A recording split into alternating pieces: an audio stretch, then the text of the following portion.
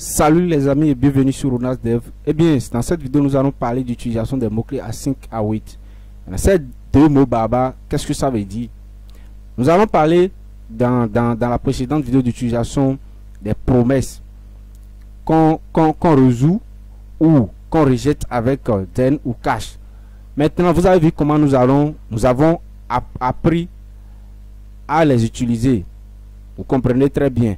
Maintenant, on va écrire, vous allez voir avec les mots-clés A5 A8, nous allons utiliser des promesses avec une autre manière différente. Et si nous parlons des A5 A8, c'est deux mots, que ça ne vous panique pas, vous savez déjà comment les utiliser. Ce n'est pas au fait de quelque chose qui ajoute une fonctionnalité supplémentaire à JavaScript, non. Mais c'est une manière simplement d'écrire des promesses, mais d'utiliser des promesses de façon intuitive. En utilisant toujours, c'est-à-dire la notation, bien la syntaxe classique du JavaScript. Et bien sûr, vous qui avez déjà appris à utiliser du JavaScript, des fonctions classiques du JavaScript, vous allez utiliser les mêmes fonctions de façon classique du JavaScript tout en utilisant A5 A8. C'est-à-dire, vous utilisez des promesses, mais de façon très classique, compréhensible, simple. C'est ce que nous allons faire ici rapidement. Eh bien, nous allons passer à l'acte. Eh bien, avant de commencer par vous embêter avec des codes barbares que nous avons écrits dans la précédente vidéo, on va tout d'abord commenter tous ces codes. On reviendra sur ça. Je rappelle que ce que nous sommes en train de faire, c'est une série de vidéos concernant JavaScript que nous avons déjà commencé. Et nous avons déjà parlé de beaucoup de choses. Nous avons déjà commencé par appeler, lorsque nous avons abordé la notion asynchrone du JavaScript, nous avons déjà parlé des callbacks, des fonctions de rappel, qui sont des callbacks. Nous avons déjà parlé des promesses aussi. Et dans cette vidéo, nous sommes en train de parler d'utilisation des promesses, mais avec des mots-clés A5 A8. Est-ce que je comprends? Donc, vous qui êtes des premières personnes sur cette vidéo, je vous invite à aller sur notre chaîne YouTube et à fouiller et à regarder les autres vidéos. Étant dit, on continue. Maintenant, nous disons tantôt que quand on parle de A5 A8, comment ça se fait? On utilise tout d'abord le mot-clé A5 devant une déclaration de fonction ou une expression de fonction ou une fonction fléchée. Vous savez déjà tout ce que ces mots veulent dire. Simplement, on utilise ce mot-clé devant une fonction. Donc, je vais déclarer une fonction. Moi, je vais utiliser une fonction classique, c'est-à-dire une déclaration de fonction. Donc, je mets simplement ici A5 ici. Je mets A5 ici, je mets fonction. Et je donne un nom à cette fonction. Je peux appeler ça démo. Donc j'appelle ça démo.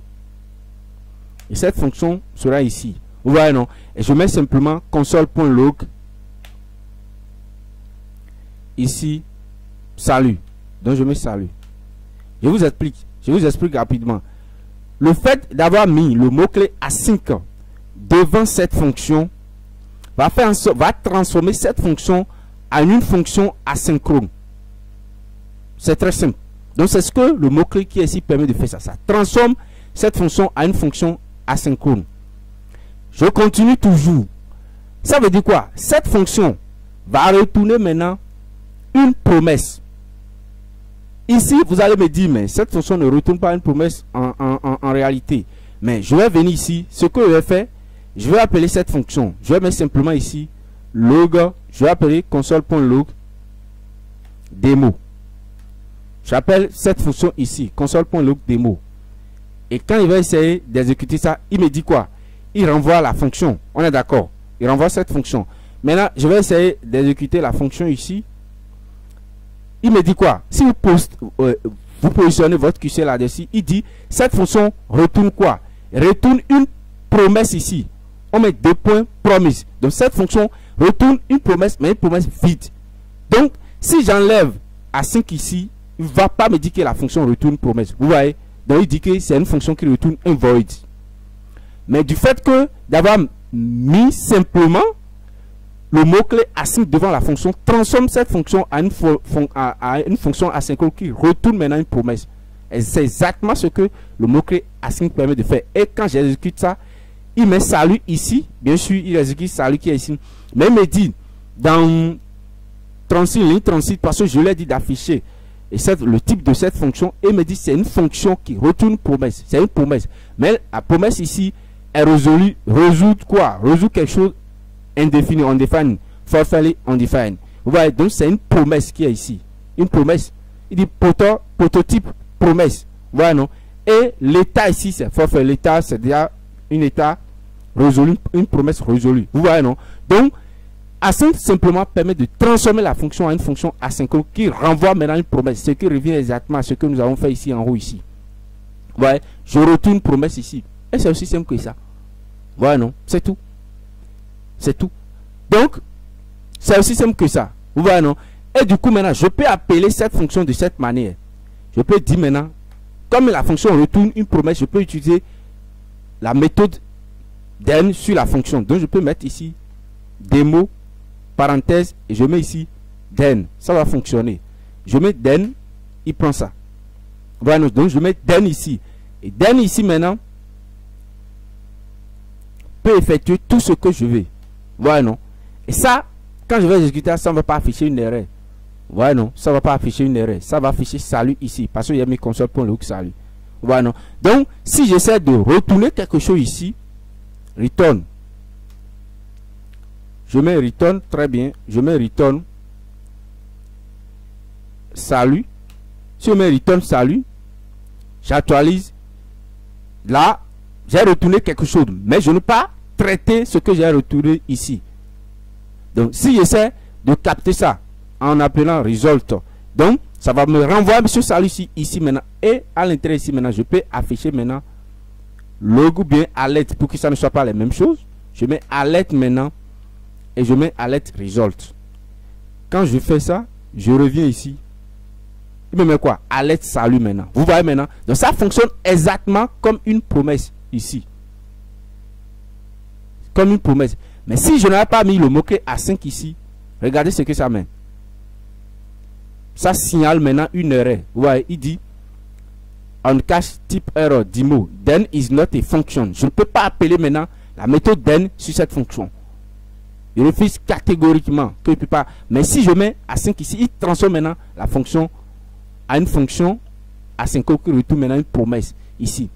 Maintenant, or ici, regardez très bien, je n'ai pas retourné une promesse, j'ai retourné simplement une variable, c'est-à-dire variable dans laquelle j'ai salut ici. Je peux faire ici let A et dans A, je mets salut. Je retourne simplement A. Donc, j'ai retourné une variable explicite. Vous voyez, mais salut ici. J'ai retourné maintenant une variable explicite. Donc, si je ne retourne pas une promesse, je pourrais retourner, je pourrais mettre new promise, tout ça, genre de choses. Mais si je ne retourne pas une promesse, le mot-clé async permet de transformer cette variable explicite que l'on va en une promesse. Ça va faire quoi? Ça veut dire quoi? Il va envelopper maintenant, ce mot-clé va permettre à ce que cette variable sera enveloppée maintenant d'une promesse, c'est tout. Et il va retourner maintenant cette promesse qui sera résolue avec le mot-clé then. C'est aussi simple que ça. Voilà, non? Donc au lieu de faire tout ça yama qui est ici, mais new promise, tout ça, au lieu de mettre new promise, resolve, reject, je transforme tout ça blabla ici en une seule ligne en mettant simplement le mot-clé async. C'est aussi simple que ça. Vous voyez, c'est très facile à utiliser. Voilà l'importance de ça. Maintenant, nous avons parlé de async await. Maintenant, await maintenant, c'est quoi? Await tout simplement s'utilise uniquement dans une fonction, à l'intérieur d'une fonction devant laquelle on a déclaré le mot-clé async. Première chose à retenir. Vous voyez? Donc, vous ne pouvez pas utiliser le mot-clé await en dehors d'une fonction devant laquelle on a mis le mot-clé async. Première chose à retenir. Deuxième chose à retenir, c'est que le mot-clé async, await plutôt, permet d'attendre le retour d'une promesse à l'intérieur d'une fonction asynchrone. C'est-à-dire quoi? Il bloque le reste de l'exécution de la fonction tant qu'une promesse n'est pas résolue ou rejetée. Tant qu'une promesse n'est pas envoyée. Dans les deux cas, c'est-à-dire résolue ou rejetée, quand même, vous utilisez le mot-clé async pour dire attends-moi une promesse, ou bien bloque l'exécution de la fonction tant qu'une promesse n'est pas envoyée. C'est aussi simple que ça. C'est aussi simple que ça. Pour vous montrer ce que je suis en train de dire, je peux venir ici. Je viens ici. On est d'accord. Je viens ici simplement. Et qu'est-ce que je peux faire? Et je pense ce que je peux faire. Qu'est-ce que je peux faire? Qu'est-ce que je peux faire? Qu'est-ce que je peux faire? Je viens ici simplement. Je crée une variable ici, let, je le nomme promesse. Et je mets simplement new promise. Et à l'intérieur de ça, maintenant, je mets une fonction. Je mets resolve virgule reject. Nous tous, on connaît déjà ça.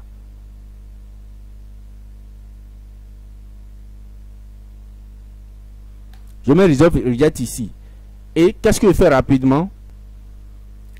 Donc, j'utilise une fonction asynchrone set time out. Et ici, j'ai dit que ça va se faire en 2 secondes. Et là, simplement, qu'est-ce que je fais? Je retourne à l'intérieur de ça simplement. Je vais résoudre une promesse. Et dans la promesse, qu'est-ce que je mets simplement là? Je mets salut les amis. Et c'est tout. Et maintenant, je quitte là. Je quitte ici maintenant. J'ai dit let salut. Et je dis await, attends-moi une promesse ici. Attends-moi la résolution d'une promesse ici. C'est ce que je lui dis. De m'attendre la résolution d'une promesse.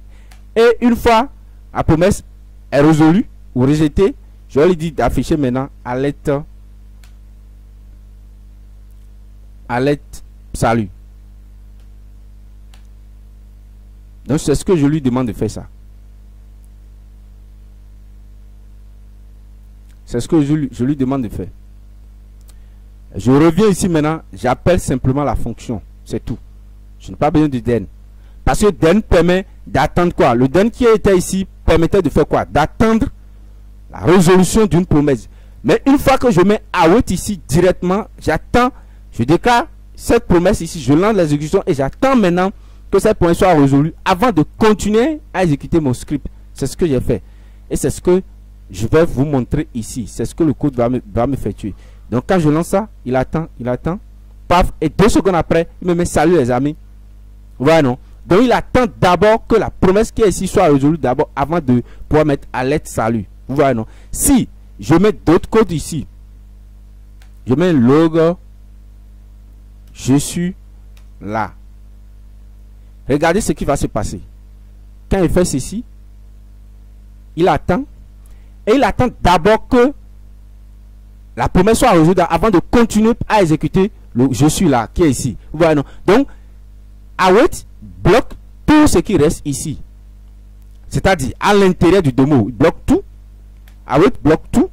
Et il attend d'abord 2 secondes que cette promesse d'abord soit résolue d'abord. Donc, await permet d'attendre une promesse et en même temps bloque l'exécution du reste du code, mais à l'intérieur de sa fonction, la fonction devant laquelle on a mis async. Et quand cette promesse sera résolue maintenant, c'est-à-dire renvoyée, il va prendre la promesse, mais capturer la promesse maintenant et continuer maintenant à exécuter le reste du code.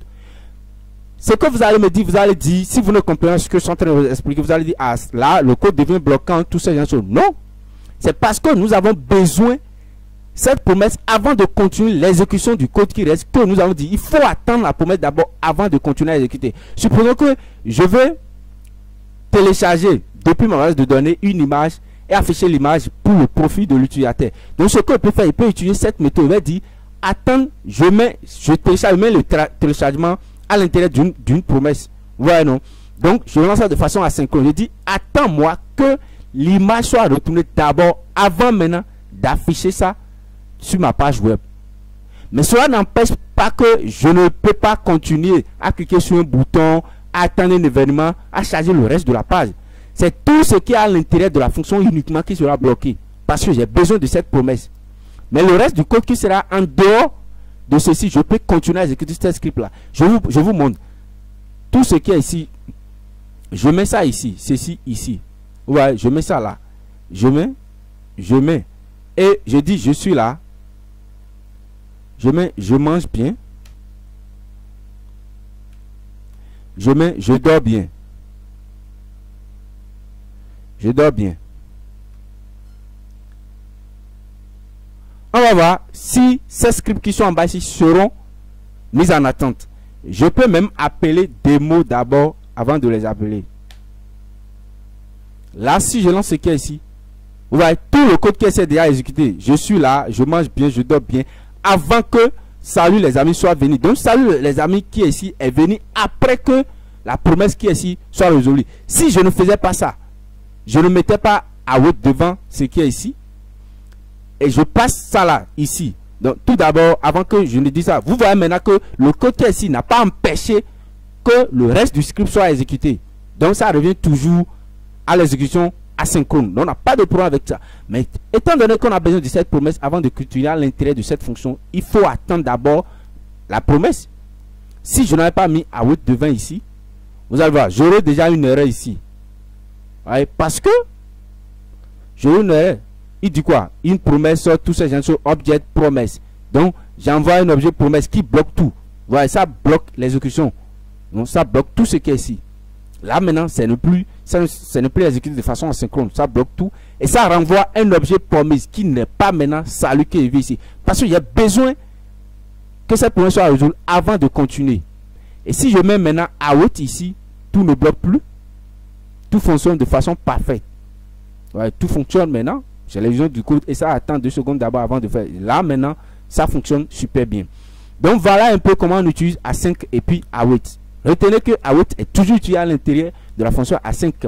Et ça permet d'attendre le retour d'une promesse. En attendant, il bloque l'exécution du code, le reste du code qui est à l'intérieur de la fonction déclarée avec le mot-clé async. Mais cela n'empêche pas l'exécution du reste du code qui est ici. On est d'accord? Mais on utilise ça parce qu'on a besoin de cette promesse pour continuer le reste du code.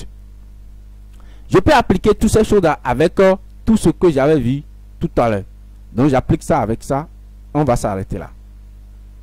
Voilà tout ce qu'on avait fait lorsqu'on utilisait des promesses ici. New promise, tout ce genre de choses. Donc ce que je peux faire rapidement, c'est que j'utilise la même fonction.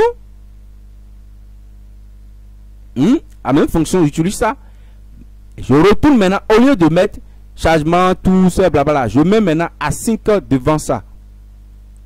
Ouais, je mets async. C'est pour vous montrer que j'avais utilisé la déclaration de fonction, mais je suis en train d'utiliser des fonctions fléchées combinées avec l'expression de fonction. Et c'est ici qu'il faut placer async là. L'autre, j'ai mis async avant de mettre async function, le nom de la fonction. Mais ici, comme c'est une fonction fléchée, je mets async ici. On est d'accord? Je sais que c'est compréhensible. Donc, je fais ça, donc je peux enlever tout ce qui est ici. C'est tout ce que je peux faire. Ou bien, je ne crois pas. Donc, je déclare d'abord la fonction. On est d'accord? Je déclare d'abord la fonction. Voilà comment on va faire ça. Je déclare la fonction. J'enlève tout ce qui est ici d'abord. J'enlève tout ce qui est ici. Je vais faire mollo. Là, vous allez comprendre. Voilà, non, vous allez comprendre ça de façon très simple. Comprenez ça avec moi que cette fonction retourne déjà une promesse. Ça retourne déjà une promesse. Donc, si on retourne une promesse, on ne peut qu'attendre cette promesse. On est d'accord? Donc, si je vais faire exactement ce qui est ici, ce que j'ai ici, si je dois faire ça ici, qu'est-ce que je fais? Je peux dire await. J'attends maintenant chargement image parce qu'elle retourne une promesse et je lui passe tout ce qui est ici. Donc, then qui est ici remplace maintenant await. Await qui est ici remplace le then qui est ici. Et si la promesse est résolue, est retournée, voilà le code que j'effectue. Donc, il suffit que je récupère. Au lieu, ici maintenant, regardez très bien. Dans ici, j'ai récupéré l'image qui est ici. C'est ça ce que j'ai récupéré. C'est ça ce que la fonction me retourne. La promesse est enveloppée et le retour qui est ici, l'image est enveloppée d'une promesse. On est d'accord? Maintenant, ça veut dire ici, je récupère une image. Let image. C'est ça, je récupère. Et quel code j'ai effectué? C'est ce code-là. Voilà, non. Une fois que j'ai retourné l'image, j'effectue le code qui est ici. Voilà. On est d'accord. Donc, je peux effacer tout ce qui est ici. Simplement que ce que je sais, on ne peut qu'utiliser await à l'intérieur d'une fonction devant laquelle on a utilisé le mot-clé async. Donc, je vais envelopper tout ce qui est ici. Je le mets à l'intérieur d'une fonction. Donc, je mets async. Et je mets une fonction démo. Donc, je mets function démo. Et à l'intérieur de cette fonction, maintenant, je place tout mon code. Je place tout mon code ici.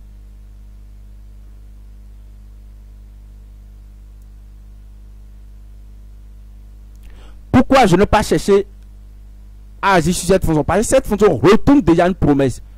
On a dit que le mot-clé await permet d'attendre le retour d'une promesse lorsque la promesse est résolue. Et alors que ici il retourne une promesse, donc ici déjà c'est déjà bon. Une fonction qui retourne une promesse. Voilà. Et moi j'attends maintenant la résolution de cette promesse. Et quand la promesse est résolue, alors je fais à l'aide tout ce qui est ici, c'est tout. Donc du fait que j'utilise le mot-clé await ici, ça va bloquer maintenant le reste du script qui est en bas ici, jusqu'à ce que la promesse qui est ici soit résolue. Donc ça va bloquer le reste du script jusqu'à ce que l'image soit chargée, parce que j'ai besoin de cette image ici. Et tout ce que je peux faire, c'est venir ici et appeler démo. Et le tout est joué. C'est aussi simple que ça. Très simple. Je viens ici et voilà ce que j'ai fait. C'est tout.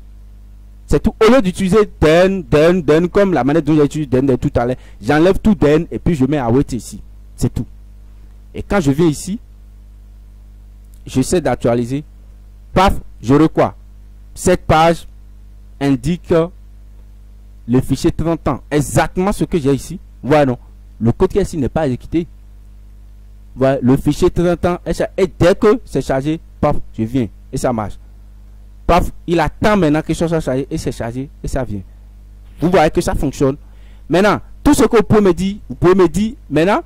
Et lorsqu'on a mis den, on a mis den pour la résolution de la promesse et cache pour lorsque la promesse est rejetée. Le cas ici, mais je ne vais pas traiter ça. Je traite simplement ici le cas où la promesse est résolue. Donc du coup, au lieu de mettre image, quand je mets img, elle ne retrouve pas l'image, il y a une erreur. Comment? Vous voyez, non, c'est affiché ici. Je ne vais pas chercher à capturer l'erreur et à traiter ça. Je peux le faire toujours, même si j'utilise await, comme cache lorsque j'utilise den. Pour faire ça simplement, il suffit simplement que j'utilise le mot-clé try cache de façon classique. Rappelez-vous, on a dit async await permet d'utiliser le JavaScript asynchrone et les promesses, mais de façon classique, comme ce qu'on utilise de façon et de façon que pour traiter, capturer, traiter les erreurs, on utilise simplement try cache. Le try qui est ici, ça veut dire quoi? Essaie d'exécuter le code qui est ici. Donc il va essayer d'exécuter un code. Donc on met le code à exécuter à l'intérieur du bloc try. Et lorsqu'il y en aura une erreur, on va capturer l'erreur maintenant avec le mot-clé cache. Et c'est pourquoi je passe erreur ici. Voilà, non? Donc, on met le code à exécuter qui est ici. Et lorsqu'il y en aura une erreur à l'exécution de la code, on va sauter ce bloc, on va passer maintenant au bloc cache. Mais dès que le code qui est ici ne va pas renvoyer une erreur, alors on ne va pas exécuter le bloc cache. Voilà la différence entre try cache, c'est tout. Et quand il y en aura une erreur ici, simplement, qu'est-ce que je fais? Je dis, j'affiche simplement alerte de l'erreur, c'est tout. Donc je affiche arrête error, alerte error. Là maintenant, le cas où on aura reject maintenant, on va afficher alerte, il y a une erreur, c'est tout ça blabla. Donc ici, considérons qu'il y a une erreur, vous voyez, non? Donc je viens ici, vous voyez, donc j'ai capturé l'erreur, il dit error, il y a une erreur avec l'image. C'est aussi simple que ça. Voilà comment on utilise maintenant le cacheur de den. Voilà, avec try cache, et c'est fini. Et dès que je mets très bien le nom de l'image, je n'aurai pas de l'erreur et donc je ne capture rien. Et ça fonctionne. Voilà comment on utilise des promesses. Maintenant, on peut voilà comment on utilise le mot-clé async await. On peut aussi utiliser le mot-clé async await avec en tout cas avec l'enchaînement de den. Voilà, avec l'enchaînement de lorsque nous avons parlé de callback, nous avons parlé de callback il.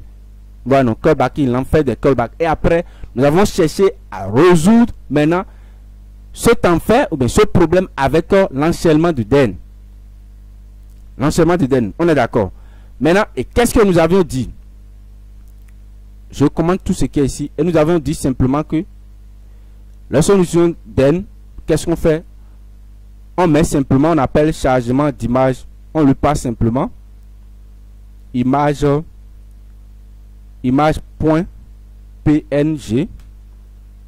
On met ici Z. Et à Z maintenant, on va passer result. Et à ça maintenant, on met ce qu'on veut mettre ici. Alerte, blablabla, qui est ici. Lorsqu'on avait fait ça, ça avait marché. Voilà, non. Et on a ici maintenant, on a dit, si on veut encore retourner encore, c'est-à-dire on fait ceci, mais on veut faire quoi? On veut utiliser la notion de cover, on veut charger plus de 3 images par exemple ici maintenant. Ici, ça va charger simplement une seule image. On est d'accord. Donc, ça va charger une seule image ici. Il dit image is not defined. Donc, oui, c'est vrai. On prend chargement de trucs à tout ce genre de choses. On lui passe la source de l'image. Et c'est result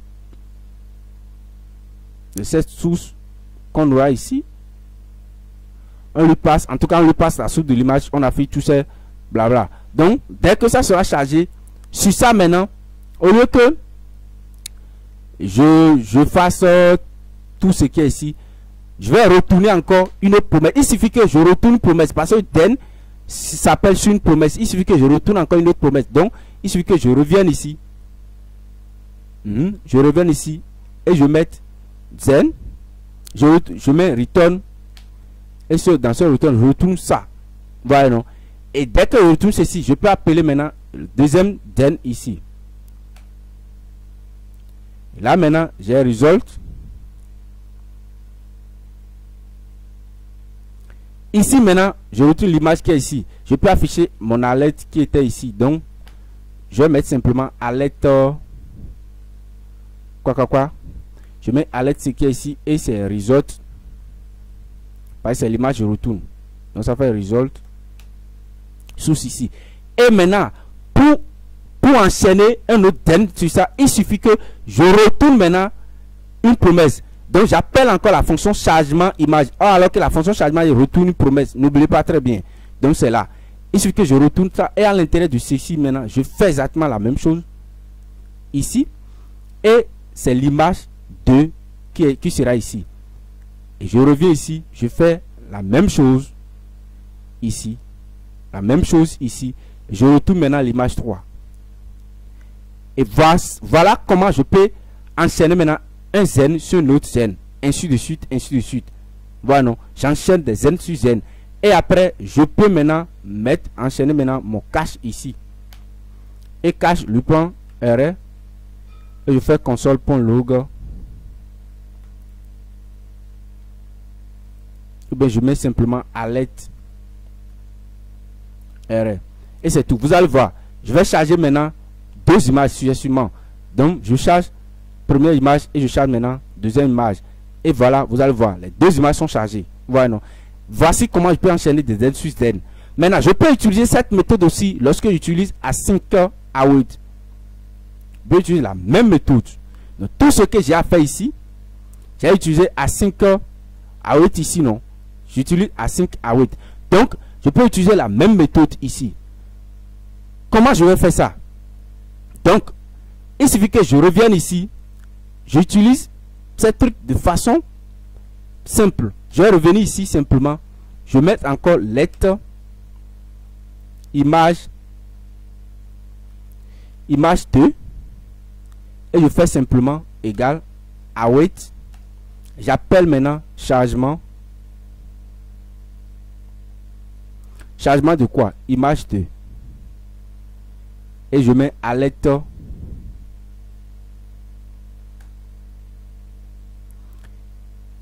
Je mets simplement alerte image 2. Et c'est tout. Donc, ce que j'ai fait ici maintenant, retourne tous ces gens, c'est ça, j'ai fait simplement en 2 lignes ici. Et quand je sais de faire ceci, au lieu de passer image 2 ici, je vais passer peut-être image 3 pour que vous voyez un peu la différence entre les images à charger, quoi. Donc, vous voyez, non? Et ici, je vais charger l'image, une autre image ici, 4. Là, vous allez voir la différence. Donc, vous voyez, je vais appeler ça comme ça. Et regardez l'image qui était chargée. Les images vont changer maintenant. Donc, quand il fait ici, il dit le fichier, paf, il charge première image, paf, il charge maintenant deuxième image. Et les 2 images sont chargées. Voilà. Donc, l'enchaînement de DN ici se fait de façon explicite ici. Il suffit que chaque fois que j'attends une promesse, le retour d'une promesse, je fais tout ce qui est ici. J'attends encore le retour d'une deuxième promesse, je fais ça. Et si j'ai 10 choses à faire, au lieu d'utiliser 10 DN ici, j'utilise simplement cette ligne, la seule ligne à 10 fois. Et c'est fini, ça va marcher. Voilà là où on va s'arrêter concernant l'utilisation des async await. Merci d'avoir regardé la vidéo du début jusqu'à la fin. Si la vidéo vous a plu, n'hésitez pas de liker ça, de vous abonner, de partager la vidéo, de commenter, de dire ce que vous pensez dans la vidéo, dans les commentaires. Et pour que prochainement je sache comment je vais faire encore les vidéos là. On est ensemble. Je dis à la prochaine. Ciao.